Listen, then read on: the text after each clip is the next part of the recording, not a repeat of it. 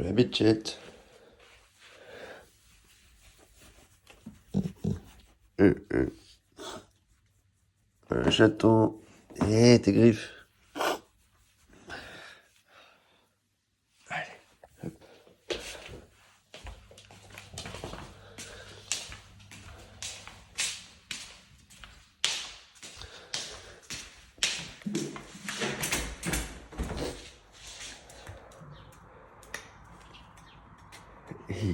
Ah, ça s'étire.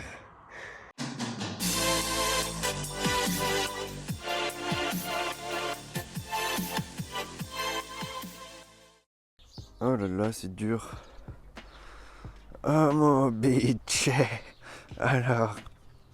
Oh là la famille. Oh là la famille, c'est cru. Et Olive est le chien du voisin qui aboie. Bon bah elle va être bien agréable cette vidéo. J'ai voulu filmer le matin pour te faire un nouveau plaisir. Quoi? Mais en fait ça va, j'ai pas trop la tête dans le cul et tout. Bah tu m'étonnes. Quoi? Parce que maintenant le quotidien c'est plus trop le même hein. Et bon c'est bien comme ça tu vois aussi pourquoi la raison de ce que je vais te dire dans quelques secondes. Et je filme dehors histoire de pas trop montrer à l'intérieur les changements qu'il y a eu. Tu verras ça dans les vlogs qui vont commencer ce dimanche à 11 h normalement, si j'ai bien le temps de faire la vidéo quoi. Aujourd'hui on se retrouve pour une nouvelle vidéo et je voulais répondre à une question qu'on me pose à plusieurs reprises, dont Gaër hier qui m'a posé la question. Oui, parce que je tourne la vidéo le jour même où je dois la sortir parce que en termes de temps c'est un petit peu compliqué quoi. En termes de taf, la Julie, l'Olive et tout le bordel, les travaux dans la maison puisqu'on ne s'arrête pas depuis 2 semaines. Bref, du coup ce qu'on me demande, oh la vache le soleil dans la gueule. Du coup ce qu'on me demande souvent c'est est-ce que tu laisses Olive dans le jardin la journée, sachant que au niveau de notre quotidien, je te referai une vidéo comme la vidéo de la semaine dernière sur notre quotidien. C'était une journée type en appartement, je te referai la même vidéo en maison, parce que la semaine dernière on l'avait posé donc on bossait pas. Là on a repris le taf juste maintenant, donc faut qu'on se recale quoi, tu vois. Quoi? Tu veux que je te jette la balle un peu? Vent. En patin c'est bien hein. Oups. Du coup, oh putain, j'arrive pas à lever. Du coup, en gros, notre quotidien, il change pas grand chose à part pour moi qui me fait un peu the bee, puisque moi je dois traverser Chartres, ce qui fait que je peux mettre 25 minutes de route. Donc le midi, ça me fait un peu chier de rentrer en me tapant 50 minutes de route, tu vois. C'est un peu compliqué. Par contre, Julie, elle tape que 10-12 minutes pour rentrer le midi. Donc elle continue à rentrer le midi. Olive reste seule encore matin, après-midi, avec une coupure le midi. Julie qui rentre, tu vois. Ok. Bon, partie de ce postulat, ça veut dire qu'Olive, elle reste quand même la journée seule. Et j'ai décidé personnellement de ne pas laisser Olive dans le jardin pendant qu'on n'est pas là. Si jamais tu me demandes, est-ce que moi, je peux laisser mon chien dans le jardin et tout, est-ce que vu que toi tu ne le fais pas, ça veut dire que moi je ne peux pas le faire, je ne dois pas le faire? Ça dépend, c'est une casuistique, c'est du cas par cas, ça dépend la situation. Oh la con! Ça dépend ta situation personnelle, ça dépend ton chien, ça dépend où tu habites, ça dépend ton logement, ça dépend ton jardin. Ça dépend surtout je dirais la population alentour, le voisinage, si je puis dire. Concrètement, je rebascule sur Olive. Pourquoi je ne le fais pas? Parce que les voisins à droite, il n'y a aucun problème. Par contre, je ne sais pas pourquoi, mais les voisins de gauche, au moindre bruit, mais genre vraiment au moindre bruit, elle leur aboie dessus.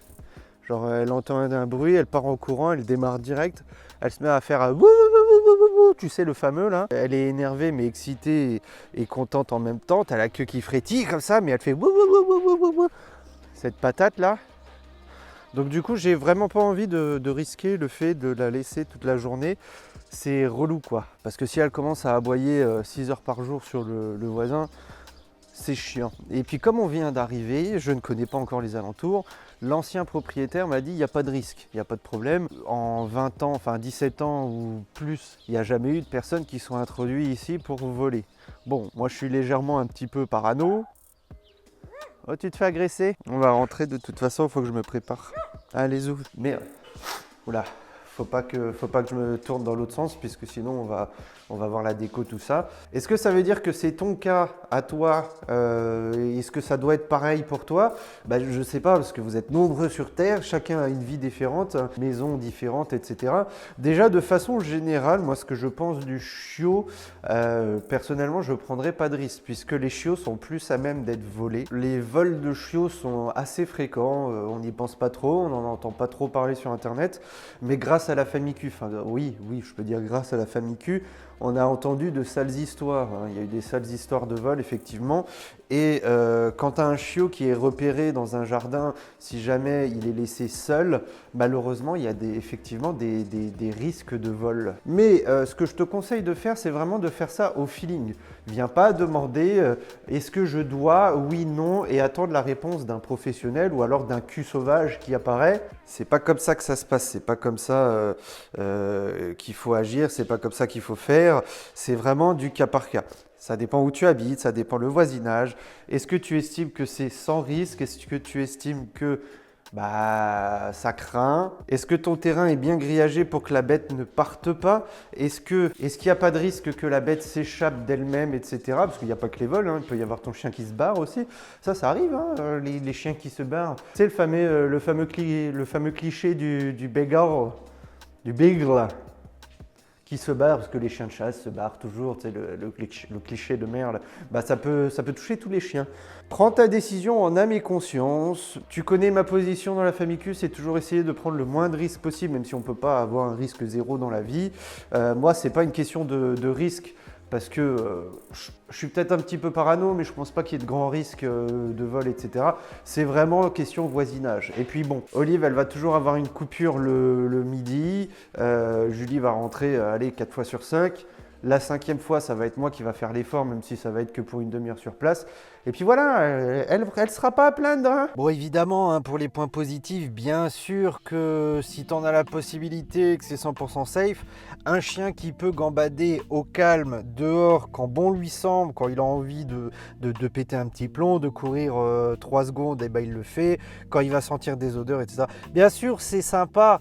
Après, je le rappellerai pour tout le monde, je te le rappelle si tu me regardes encore à ce moment-là de la vidéo, un chien s'adapte au rythme de son maître. Son maître n'est pas là, le chien il va un peu se faire chier, donc il va surtout dormir. Il va dormir, il va attendre que son maître soit de retour, et puis ensuite pour avoir des activités avec lui.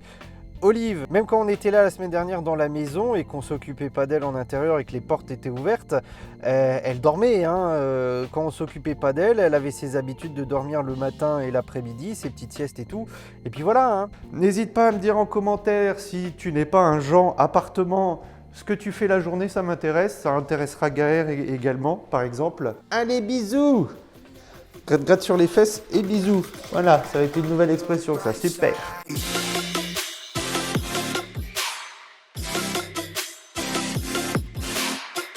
Sur Terre, donc merde, oula, faut pas que je me tourne dans l'autre sens, puisque sinon on va voir la déco, tout ça.